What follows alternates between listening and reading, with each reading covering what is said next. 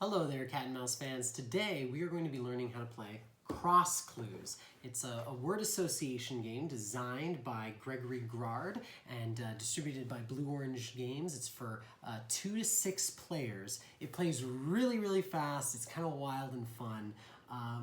Let's hop into it. So in cross clues, you are trying to get your teammates to guess what is at the intersection of 2 different words. So you have these clue cards. They have coordinates on one side and blank on the other. You draw them at random, and then you get a coordinate. According to what 2 words are in those coordinates, you want to give the single clue that is at the perfect intersection of those 2 words and see if your teammates can guess. So for example, A2 in this case might be a tiger. Tiger was a jungle dragon, right? You only get 1 guess at each clue. The team can talk to each other and discuss their options, but ultimately they need to put in 1 guess. If they get it right, then I place my card down on that space, taking up a spot on the board, which means the entire board just got a little bit easier. If they didn't get it right, well, that coordinate is gone. It is out of the game. So you're leaving the rest of the board open and you lost a point. There's a bit of strategy to figuring out when to give certain clues, especially if there's some that you're like, this one's a little bit of a stretch.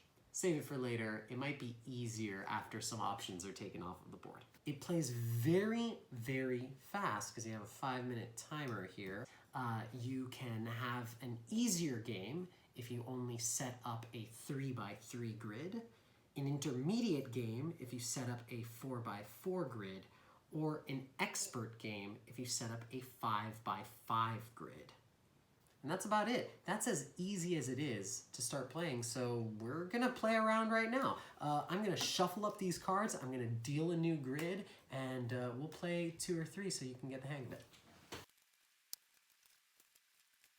All right, I'm going to go with purr for my first clue.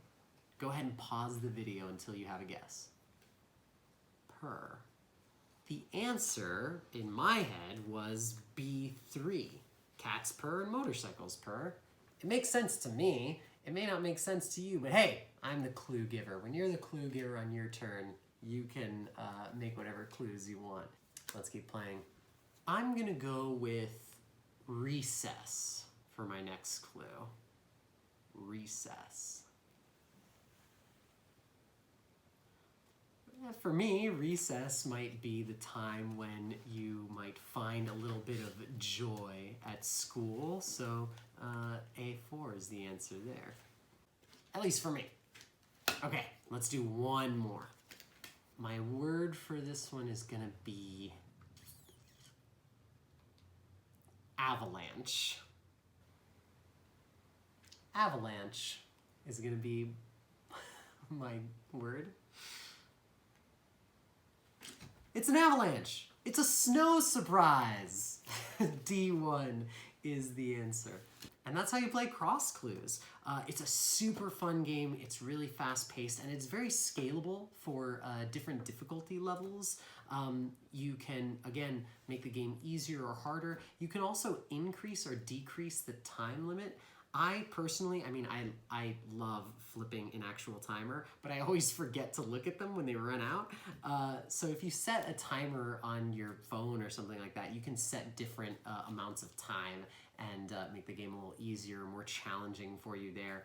Super replayable because you have a ton of different combinations.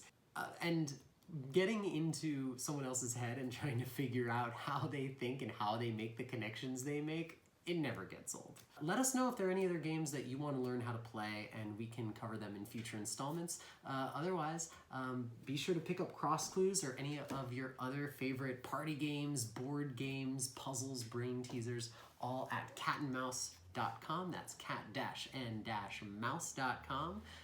We can deliver straight to your door. We're also available for contactless curbside pickup.